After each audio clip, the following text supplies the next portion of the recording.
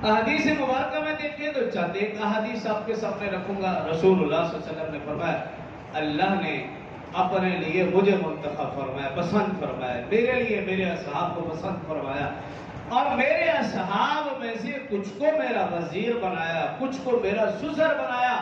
और फरमाया तुम में से कोई भी शख्स सहाबा इकराम को बुरा भला ना कहे, और जो सहाबा इकराम को बुरा भला कहेगा उस पर अल्लाह की लानत, अल्लाह के फरिश्तों की लानत, तमाम मुसलमानों की लानत।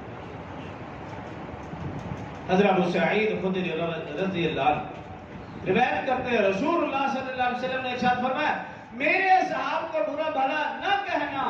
अगर तुम में से कोई शख्स ओहद पहाड़ के बराबर सोना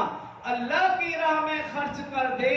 तो जो सहाबा इकराम ने एक मुद याद मुद एक सैर याद सैर जो मेरी राह में खर्च किया, उसके सवाब तक भी तुम नहीं पहुंच सकते। हज़रत अब्दुल्लाह बिन उमर रज़ियल्लाहु अन्हुमा रावी है, फरमाते हैं रसूलुल्लाह सल्लल्लाहु अलैहि वसल्लम ने इरशाद फरमाया, मेरे सहाब को बुरा भला न कहना, तुम्हारी सारी जिंदगी की इबादत से सहाबा इकराम के एक लम्हे की इबादत बेहतर है। एक लम्हे की इबादत बेशुमार हदीस मुबारक चंद एक मैंने आपके सामने रखी।